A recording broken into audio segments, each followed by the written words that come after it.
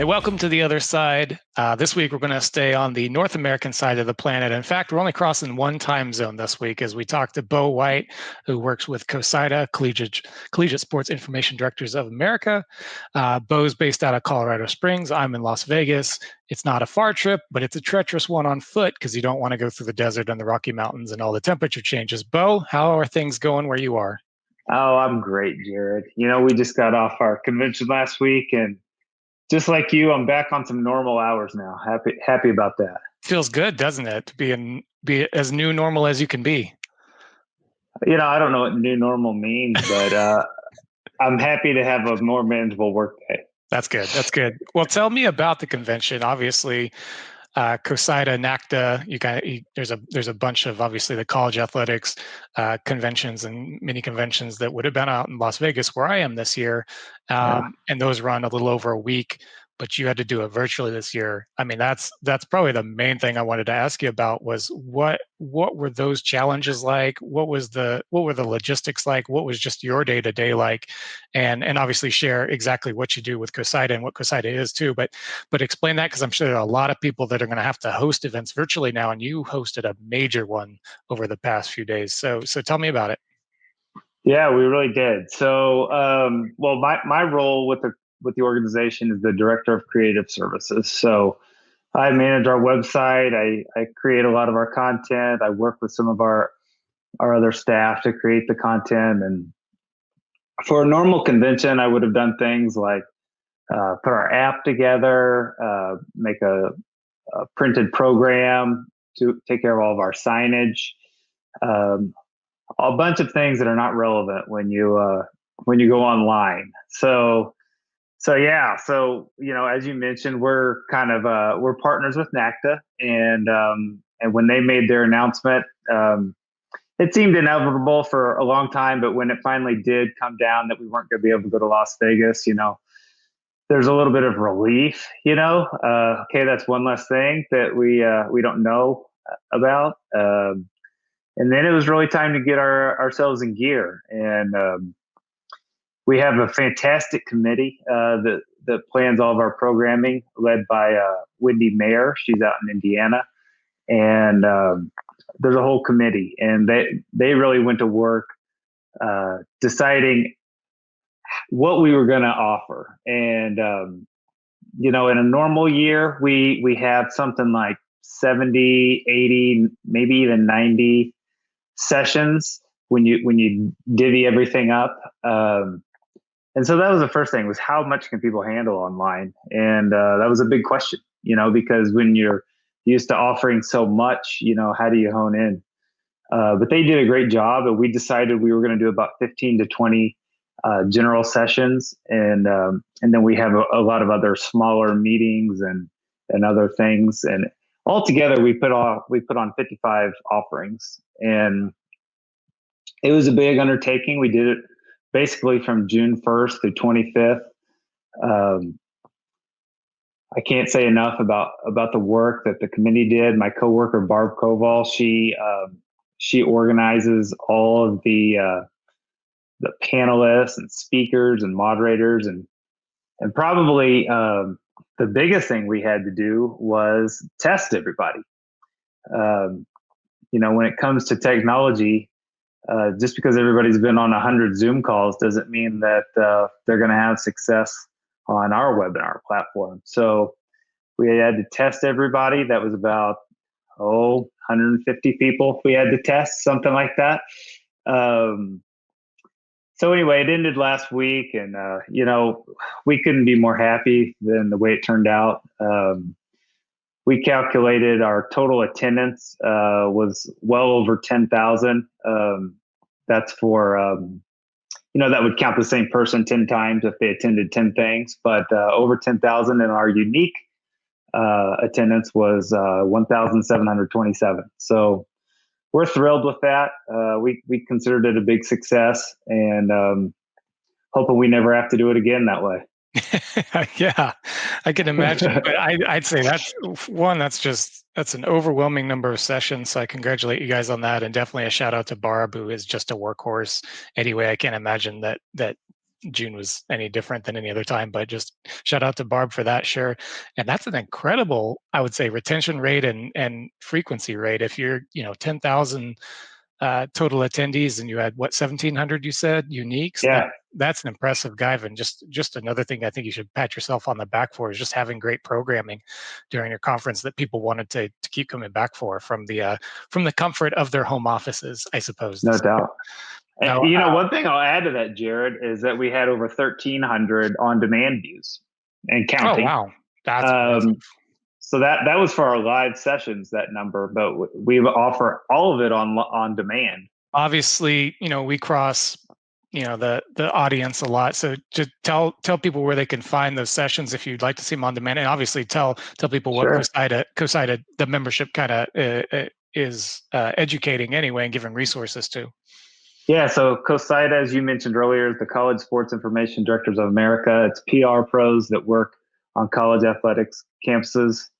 We go from Division 1, 2, 3, NAIA, 2-year colleges. We have some membership in Canada, so U Sports up there. So we cover the gamut of college athletics, and we pretty much exist to honor, educate, promote that profession. And so the goal of our convention really then is professional development, education. And when we're in person, it's a lot of community and networking. So we try to keep a lot of that going as well. So in addition to our convention, we held what we call the CoSIDA coffee shop, even though none of us drink coffee and on the staff, but people can understand what the coffee shop concept would mean. And so we've held quite a few just Zoom calls and things like that where we just connect with people. It sounds like that was a pretty good success.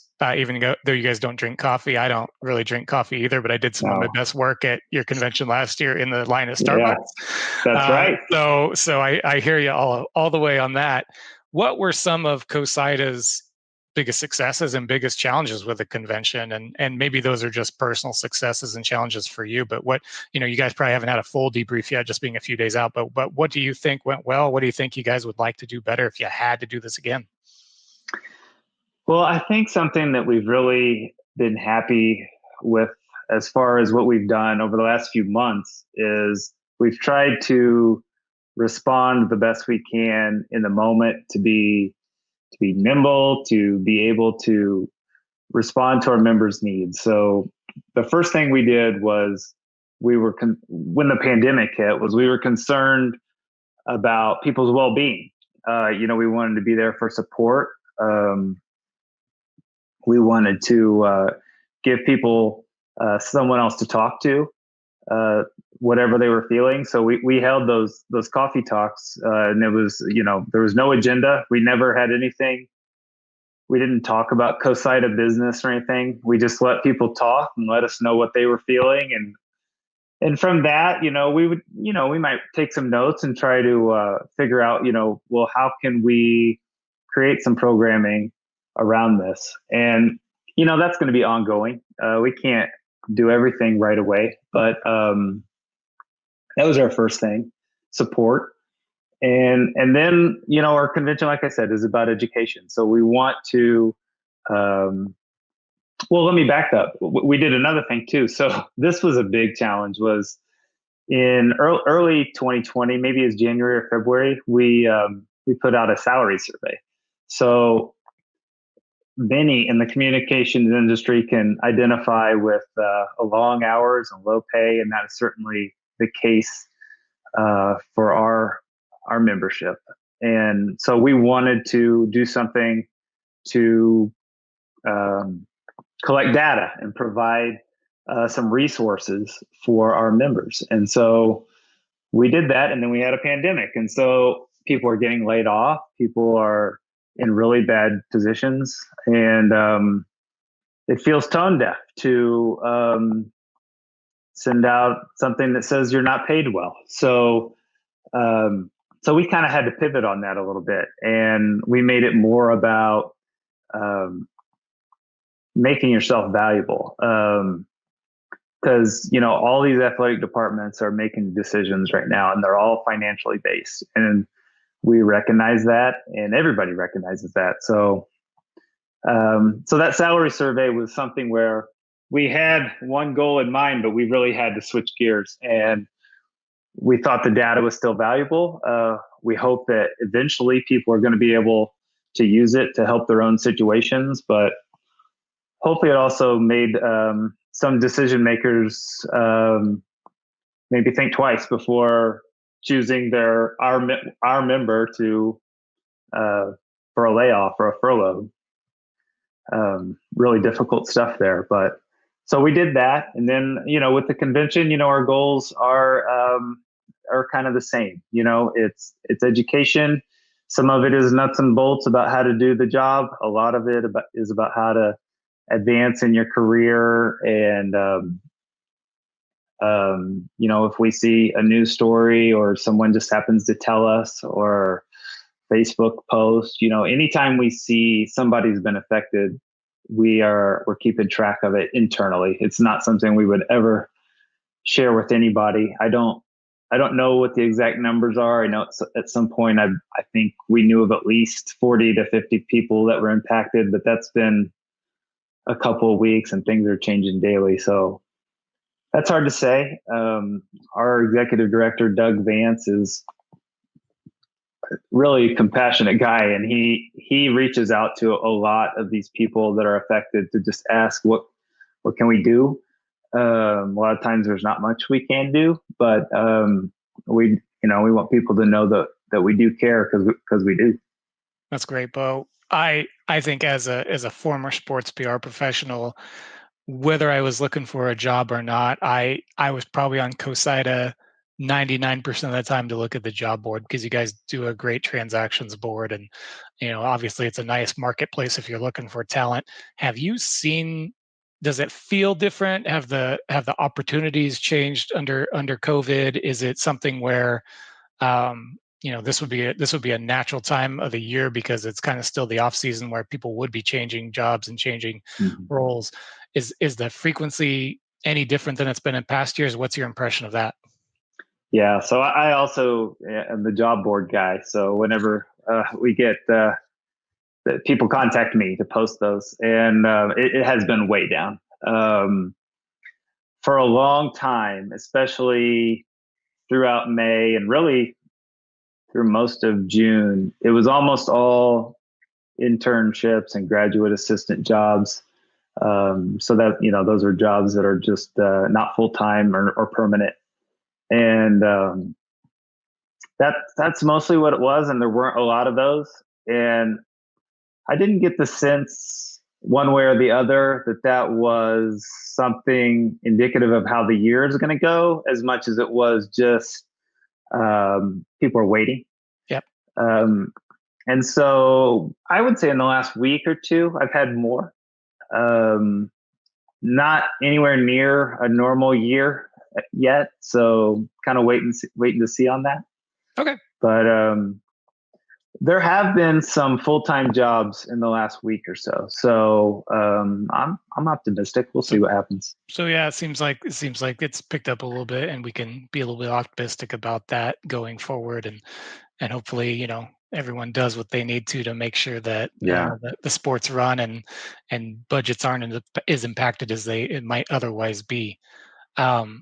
It was around a year ago at this time that you and I had talked about video calls and what Blinder might be able to do to help CoSIDA, and we've been a partner at the convention for a couple of years, and it was a natural fit for you guys to use our product to promote some of the things you wanted to promote. You'd mentioned honors and awards as part of your calling, Mm-hmm. and the Google Cloud Academic All-America Awards are something you guys took on. And in the past, well, I won't speak for it. I'll let you speak for it. But I'm curious too, because now that's changed to more of a video interview. I'm curious, just take me through what your goals were with doing more video interviews around those, rather than the traditional PR I think you guys have done in the past. What were your goals, and what have been your outcomes a year later? Because you guys have done a number of videos at this point. Yeah, we have, and you mentioned Google Cloud, and they were our old sponsor, and that kind of that kind of is really an interesting point, is because probably our biggest goal, I mean, first of all, our biggest goal with the program, the Academic All-American program, is to recognize student athletes. And so our organization is for PR pros, but we want to do something for student athletes because that's who our people serve. And so one thing we're really proud of is that even though sports shut down this spring, we found a way. And again, there's another committee, and it's our largest committee, but Kevin Lanke of Rose Holman, he leads that committee, and we found a way to recognize these student athletes anyway, even though their seasons got cut short. And so over the past few years, we've been trying to do a lot of things to really elevate the professionalism, just the look. If you're a casual observer, we want it to look like something that's really prestigious, again, because it is. And so it started with, a couple of years ago, we got a standalone website for it with our website partner Sidearm, and so we're really happy with that website. And then one of our old corporate partners, Capital One, one of their goals was to do these video interviews with the Academic All-America of the Year, so the top person in each sport in each division. So that's about 48 or 50 people.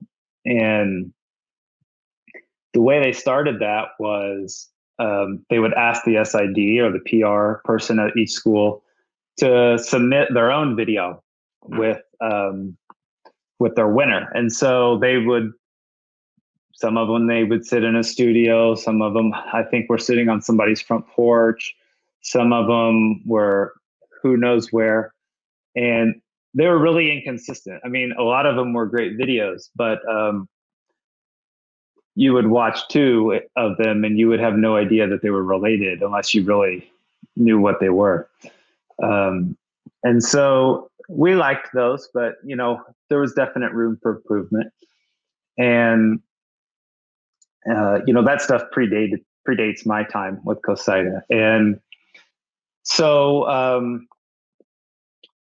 like I said, one of our goals is to really elevate the look of the program, maybe in the hopes of attracting corporate partners, because everybody knows how difficult it is to get a corporate partner, and especially right now. So we're looking for one. If anybody wants to be a corporate partner, give me a call, and I'll get you in touch. But the last year we got 12 videos, and like I said, we have 50 winners, so not a great ratio. And I've been working remote for a long time, so looking for creative strategies to work remotely is not new to me. And when I first learned of you guys, Ross, Kaylee, Sinead, they were all in, I believe it was in Orlando a couple of years ago. I mean, I could instantly see there's a lot of possibility here. And then Ross and Kaylee, both separately, they've both been through Colorado Springs, and through conversations with them, like you said, a very natural partnership came about. And so this year we got 48 out of 50, and they're all, I got to give a shout out to more people. Nicole Watkins of the University of Chicago. She's my partner in crime on these. She helps me coordinate the interviews. We have a few more people that conduct the actual interview, and then it all comes back to me. And so I'm able to package them together, deliver them in a very quick turnaround, and hopefully get them up on time. 40 out of 50 this year. So we're pretty pleased with that. We don't have a lot of goals yet as far as like the distribution or like clicks or likes or whatever. Right now it's more about kind of establishing a baseline, kind of getting people to see them. And but I tell you what, I always look at the winners' social media, and their parents are always just so thrilled with these. We did interview people in different countries this year. I know one of them was in. We had one in Canada, I believe. Certainly, we had one in England, Guyana, and Czech Republic. So, in the past, our SID would have just told us, my athlete's in the Czech Republic. There's no way Yeah. we can get this. Right. Because they wouldn't have thought of it. Right. There was no pandemic. There was not that kind of mindset yet. So, yeah, it's been great. And we hope to keep doing it. And I got to tell you, the blinder technology makes it so much simpler, because for some reason we did one time. I don't even know what they used. Zoom? Something else. They used something else. And I was like, why did you do that? And that's my job. Why did you do that? It took me so much longer, because like, if you've ever watched those Zoom calls and somebody pops on and pops off and the videos jump all over the place. I don't know. It was just, I was like, please do it the other way. Please. Thank you. Oh, that's as great as a testimonial as anything else. please don't use anything else. I appreciate it. I'll let you go. I know I got a lot of things to do. I'll let you get on with the rest of your day. And I just thanks for jumping on and talking about, all the great work you guys do through the year, obviously, but the last month in particular. And I would echo one thing for sure, is the Academic All-America Award is worthy of a major sponsor, because when you look at the lifespan of a college athlete, and after they go on and after they retire, and 20, 30, 40 years later, when they're talked about, it's their biggest athletic achievement that people mention, and it's also the Academic All-America Award if they won one. And when your name is attached to that, that's a lot of great real estate to be a part of, because these people have great stories now and decades to come from now, because they put us to shame. It's ridiculous what they accomplish when they're 18 to 22 years old, and then what they do for the rest of their lives is amazing too. So it's not a bad thing to be attached to for the rest of your or rest of their lives, I would say. So definitely get in touch with Beau and the CoSIDA people if you want to put your name near something that's going to represent you well for years to come. Appreciate all right, that, Beau. Jared. Yeah, absolutely. All right, Beau, it was great talking to you. Thanks for spending some time with me. This was The Other Side. I'm not sure we have up next week. Kaylee's in charge of that. I don't have to worry about that. So until then, we'll see you. Thanks for joining the show. You bet, man. Thank you.